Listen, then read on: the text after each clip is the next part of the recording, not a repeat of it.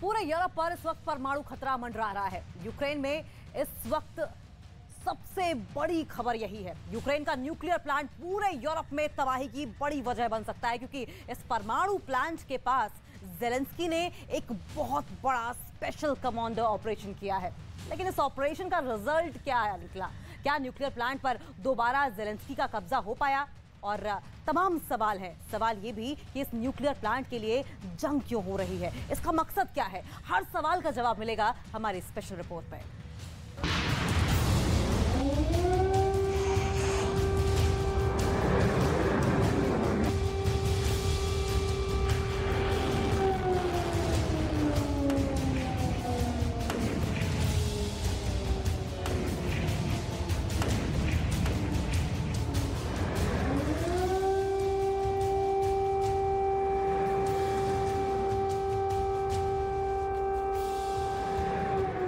जंग का जो सायरन इस वक्त यूक्रेन के अंदर सुनाई दे रहा है, ठीक वैसा ही सायरन जल्द ही पूरे यूरोप के अंदर सुनाई पड़ सकता है। आप पूछेंगे क्यों? तो उसकी वजह है यूक्रेन का न्यूक्लियर सेंटर ज़ैपोरिज़िया। आखिर क्यों बीते 24 घंटे के अंदर रूस और यूक्रेन के बीच ज़ैपोरिज़िया को लेकर बहुत भीषण जंग हुई है? लोग डरे हुए हैं कि इस बमबारी में कहीं न्यूक्लियर प्लांट का हादसा पूरे यूरोप को न्यूक्लियर तबाही की कगार पर ना ले आए।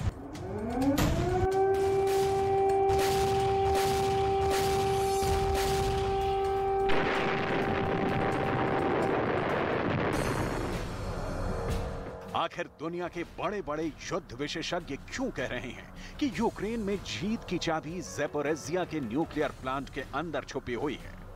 क्या वजह है कि ज़ैपोरिज़िया और उसके आसपास के लोग बहुत तेजी से पलायन कर रहे हैं? क्या 24 घंटे के अंदर ज़ैपोरिज़िया में कुछ बहुत बड़ा होने वाला है?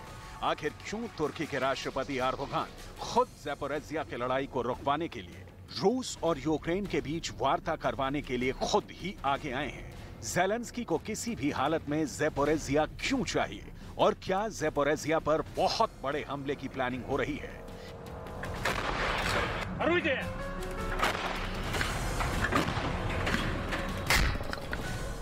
192 दिनों के बाद आखिर ज़ैपोरिज़िया की स्थिति क्या है और कैसे 24 घंटे यूरोप पर भारी हैं, सब आपको बताएंगे।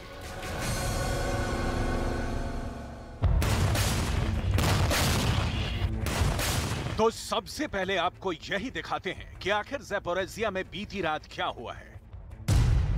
दरअसल 185 दिनों से ज़ैपोरिज़िया न्यूक्लियर प्लांट पर रूस के सैनिकों का कब्जा है।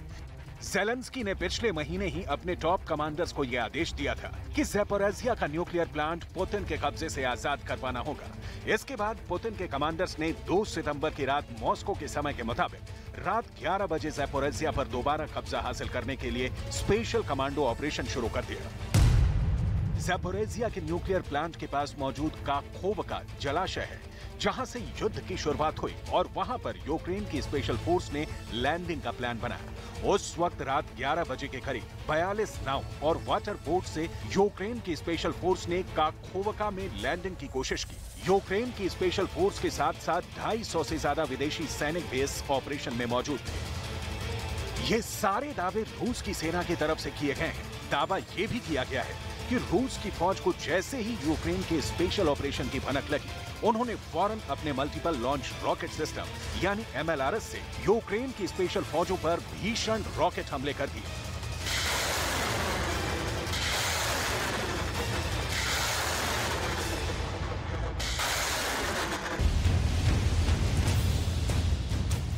पुतिन का ऑर्डर ज़ैपोरिज़िया को लेकर बिल्कुल क्लियर है। ये पूरा इलाका रूस की फौज के पास रहना बहुत जरूरी है।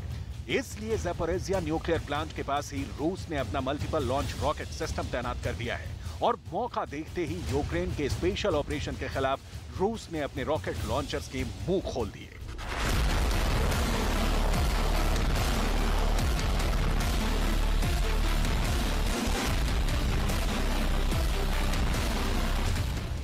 रूस के रक्षा मंत्रालय के प्रवक्ता ने इस हमले की पुष्टि की है।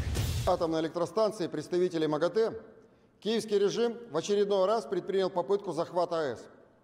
2 сентября около 23 часов московского времени 2 группы катеров и моторных лодок общей численностью 42 единицы, с десантом свыше 250 человек из числа сил специальных операций и иностранных наемников. पुतिन की आर्मी पहले से अलर्ट है और वो जानती है कि ज़ेलेंस्की किसी भी हालत में ये न्यूक्लियर प्लांट लेना चाहते हैं। इसलिए रूस ने पहले से ही इस महत्वपूर्ण इलाके में सुखोई 30 जैसा अत्याधुनिक विमान तैनात कर रखा है। इन्हीं विमानों ने यूक्रेन की स्पेशल फोर्सेस पर हमला किया, जिसमें रूस के दावों के मुताबिक यूक्रेन की फौजों की 20 नावें और मोटर बोट तबाह हो गए। इस वक्त IAEA यानी अंतर्राष्ट्रीय परमाणु ऊर्जा संस्थान की पूरी टीम यूक्रेन के अंदर मौजूद है। ज़ेलेंस्की कीव के अंदर IAEA के अधिकारियों की पूरी आवाभगत करवा रहे हैं। ज़ेलेंस्की को इस बात का पूरा यकीन था कि अगर वो इस वक्त में जब खुद IAEA के अधिकारी यूक्रेन में मौजूद हैं, रूस कल्पना भी नहीं करेगा कि ज़ैपोरिज़िया पर हमला हो सकता है। इसी का फायदा उठाते हुए ज़ेलेंस्की के ऑर्डर से ज़ैपोरिज़िया परमाणु प्लांट के पास जबरदस्त हमला यूक्रेन के द्वारा किया गया, जिसको रूस के फौजों ने नेस्तो नाबूद कर दिया है। रूस के रक्षा मंत्रालय के प्रवक्ता का दावा है कि इस पलटवार में यूक्रेन के 47 सैनिकों की मौत हो चुकी है।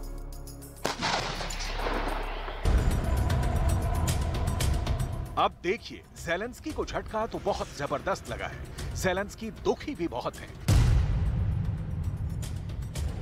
ज़ैपोरिज़िया के पावर प्लांट के पास उनके स्पेशल ऑपरेशन के फेल हो जाने का गम भी उनको जरूर है, लेकिन उन्होंने ये सारी बातें यूक्रेन की जनता से छुपाने की कोशिश की है। बड़ी ही चालाकी से ज़ेलेंस्की ने एक बयान जारी करके ये कहा है कि उनको यूक्रेन की फोर्स पर गर्व है, जो बहुत तेजी से यूक्रेन को आजाद करवाने की दिशा में आगे बढ़ रही है। ज़ेलेंस्की ने तो इतना बड़ा दावा कर दिया है कि यूक्रेन की फौजों ने रूस की कलेब्र क्रूज मिसाइल को भी मार गिराया है। У наших повітряних сил збиті калібри, ударний гвинтокрил окупантів, безпілотники. Хочу подякувати усім нашим захисникам, захисницям неба з повітряного командування «Схід». Ви молодці сьогодні і завжди. Кожен такий результат – це врятовані життя наших громадян, можливість не боятися для усіх наших людей. Ми зробимо все, щоб Україна могла повністю убезпечити своє небо від російських ракет і авіації. Це одне з фундаментальних питань для нашої держави. І, звичайно, ми вдячні усім нашим партнерам, які допомагають. आपने देखा कैसे ज़ेलेंस्की ने मीठी मीठी बातें करके यूक्रेन के लोगों को बहलाया, लेकिन ये नहीं बताया कि ज़ैपोरिज़िया की लड़ाई में उनको भारी झटका लगा है। ज़ैपोरिज़िया पर यूक्रेन की हिमाकत देखकर क्रेमलिन यानी रूस के राष्ट्रपति भवन के अंदर काफी बेचैनी है। इसका बदला लेने का साफ इशारा रूस के टॉप कमांडर्स की तरफ से कर दिया गया है और इसी के तहत ज़ैपोरिज़िया के न्यूक्लियर प्लांट से 106 किलोमीटर दूर निकोपोल शहर पर रूस ने जबरदस्त हमला कर दिया है।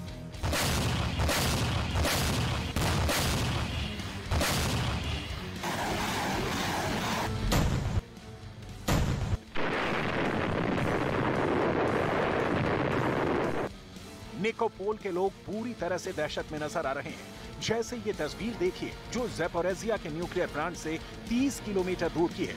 ये लोग निकोपोलिया के हैं और अब अपना सामान पैक करके निकल चुके हैं। छोटे छोटे बच्चे आखिरी बार उन पार्क्स में खेल रहे हैं जहां वो अब पता नहीं कब वापस आएंगे। На данный момент, да, беспокоимся о своей жизни, о целостности жилья, имущества, все осталось там.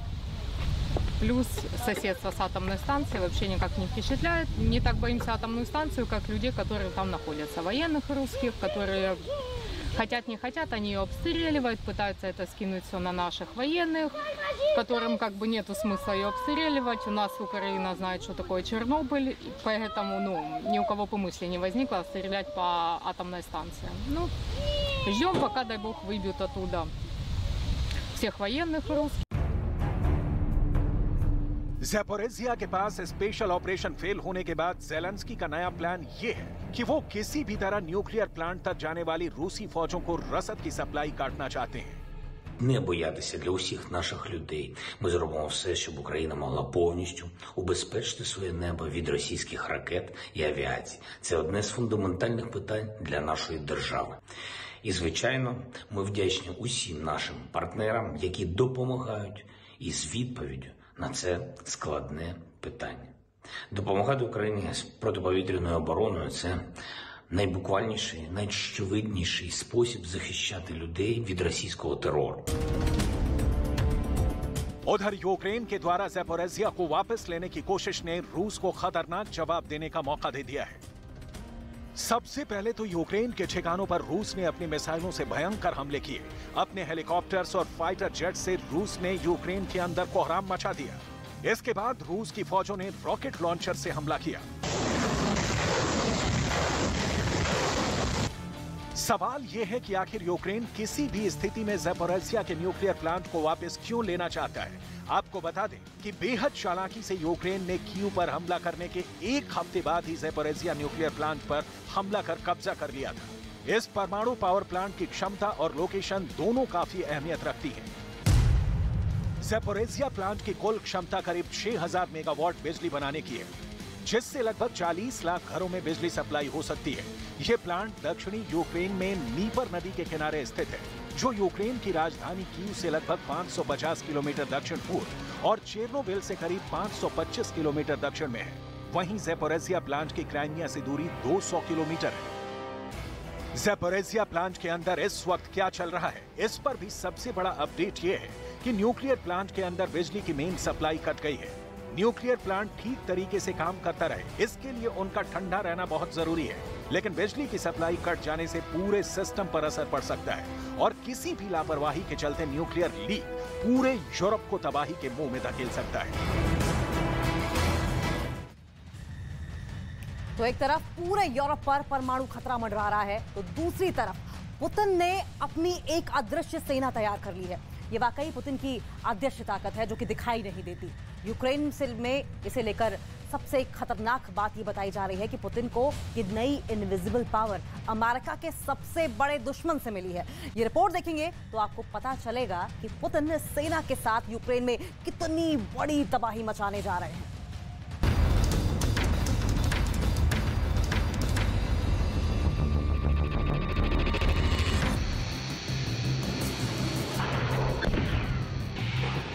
दुश्मन के टारगेट पर ड्रोन कैसे लॉन्च हो रहे हैं, धुआं धुआं कर रहे हैं। इन अटैक ड्रोन्स की पावर देखिए।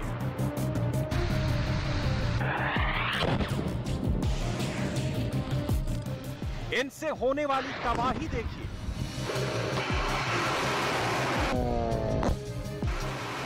इन ड्रोन्स का खतरा कितना बड़ा है, इसकी ताकत सिर्फ वो समझ सकते हैं जो इनके कयामत वाले धमाकों से जिंदा बच पाते हैं।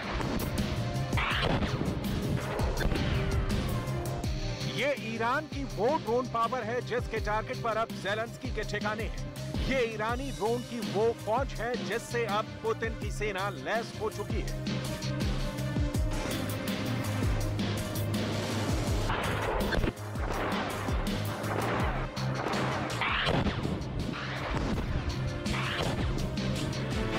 अमेरिका की मीडिया में ये सैटेलाइट से ली गई तस्वीर वायरल हो चुकी है। इस तस्वीर में ईरान का एक मिलिट्री बेस है जिसमें रूस के डेलीगेशन को दिखाने के लिए रखे गए ईरान के ड्रोन हैं। इसमें एक है बड़े पंखों वाला शाहिद 129 ड्रोन और दूसरी तस्वीर है एक उड़ते हुए ड्रोन शाहिद 191 की।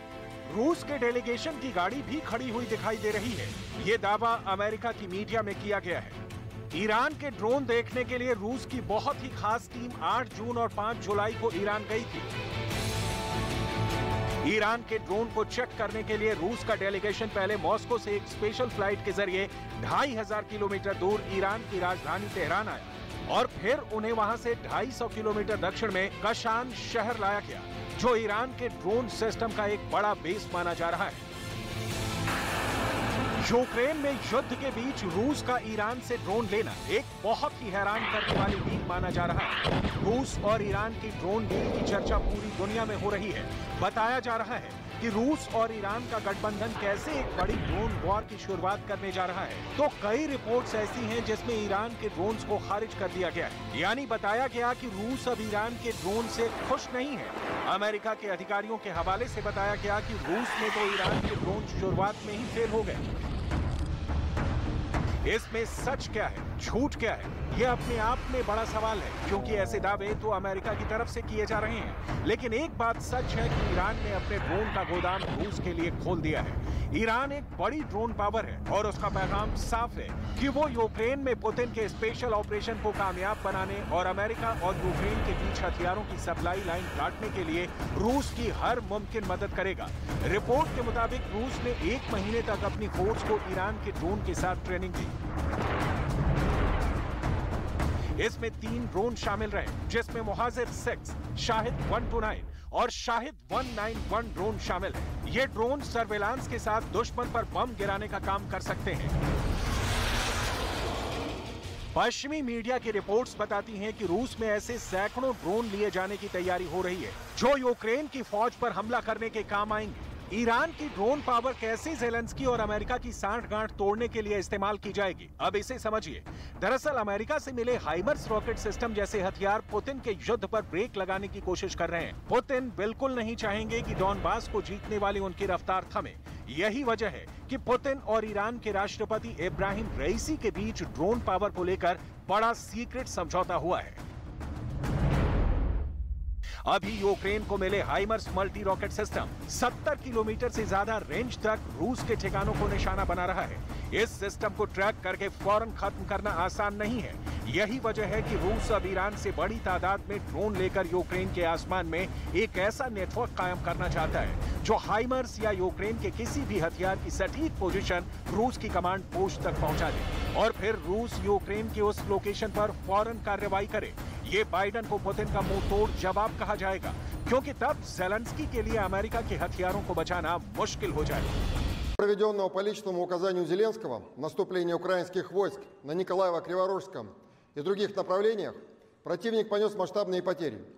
Эффективными действиями российской группировки войск за сутки уничтожены 48 танков, 46 боевых машин пехоты, 37 других боевых бронированных машин, 8 пикапов с крупнокалиберными пулеметами и более 1200 украинских военнослужащих. हालांकि ईरान के आत्मघाती ड्रोन खुद कामिकाज़े बनकर यूक्रेन की पोजीशन पर अटैक कर सकते हैं। देखा जाए तो ईरान अब सीधे तौर पर नहीं तो एक अलग मोर्चे पर अमेरिका को सबक सिखाना चाहता है और इसलिए उसने अपनी ड्रोन वाली ताकत रूस को देने की पेशकश की है। जब ड्रोन से अटैक होता है तो आसमान से तबाही बरसती है। ये इसका ओरिजिनल वीडियो है। ड्रोन जब ऐसे गिरता है तो बचने का कोई तरीका नहीं रहता। ये मधुमक्खियों की तरह हमला करते हैं। ये जहां टारगेट करते हैं वहीं हमला करते हैं। ऐसे ही हथियारों की सबसे बड़ी प्रयोगशाला बन चुका है यूक्रेन और अब इसमें सबसे नई एंट्री ईरान ने मारी है।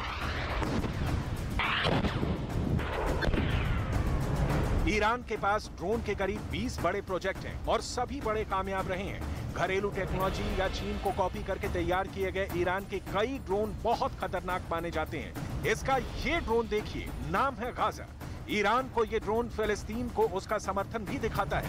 तमाम आर्थिक और सैन्य सौदों पर लगी पाबंदियों के बीच ईरान ने अपनी इतनी बड़ी ड्रोन फोर्स खड़ी कर दी है जिसने इसे पूरे पश्चिम एशिया में एक बड़ी ताकत बना दिया है। शाहिद 129, अबाबी, कर्रा, हदफ 3000, मुहाजिर, तूफान, यासिर, ईरान के ड्रोन की फहरिस्त बहुत लंबी है। ईरान का शाहिद 136 ड्रोन देखिए, जो एक कामिकाज़े यानी सुसाइड ड्रोन है। इसकी मल्टी लॉन्चिंग किसी को भी डरा सकती है। पहला ड्रोन निकला, फिर दूसरा लॉन्च हुआ और इसके बाद तीसरे ड्रोन का नंबर आया। ऐसे ही कई ड्रोन एक साथ लॉन्च किए गए। लेकिन यूक्रेन में ड्रोन वाली ताकत सिर्फ रूस नहीं दिखा रहा, बल्कि यूक्रेन के पास भी ऐसे ड्रोन की फोर्स है जो रूस के ठिकानों को टारगेट करने में उसकी मदद कर रही है। हाइमर्स जैसे रॉकेट से रूस को लगातार निशाना बनाया जा रहा है। ये यूक्रेन की फौज को पोलैंड से मिला फ्लाई आई ड्रोन है, जिसकी मदद से वो हाइमर्स के लिए सटीक टारगेट तलाश करते हैं और फिर वहीं पर अपने रॉकेट से हमला करते हैं। ये ना सिर्फ सटीक निशाना लगाने में मदद करते हैं, बल्कि रूस को ज्यादा से ज्यादा नुकसान की गारंटी भी देते हैं।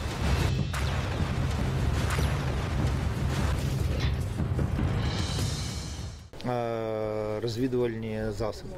І такі розвідувальні засоби, як безпілотники, дуже.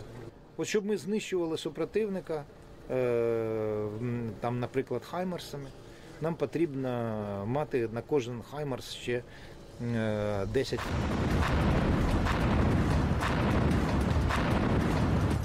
इसलिए जिस हाइमर्स को रूस ड्रोन से टारगेट करना चाहता है, यूक्रेन उसी तरह ड्रोन की मदद से रूस को निशाना बना रहा है।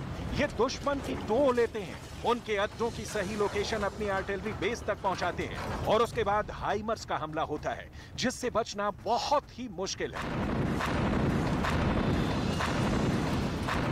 रूस को ऐसे ही हमलों की वजह से कई जगह पीछे हटना पड़ा है।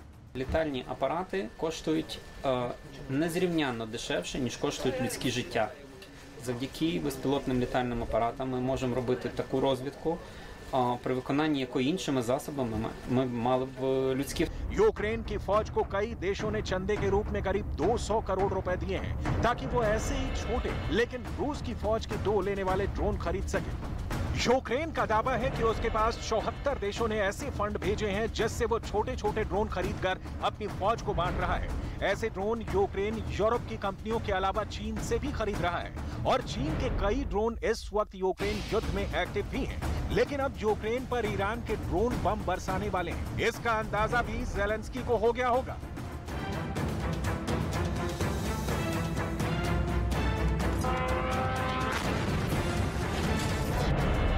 ऐसे ही हमलों को रोकने के लिए यूक्रेन को अब जर्मनी से एक एंटी एयरक्राफ्ट सिस्टम मिल रहा है।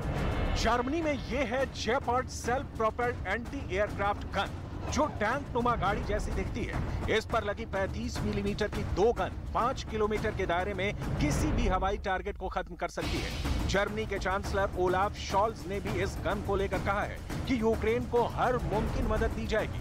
Deutschland hat sehr viele sehr wirksame und auch schwere Waffen geliefert. Dazu gehört der Flakpanzer Gepard, den wir hier miteinander sehen konnten und von dem wir noch mal genau verstehen konnten, wie effizient und wirksam er ist, wenn es darum geht, die Verteidigung gegen Angriffe aus der Luft zu organisieren.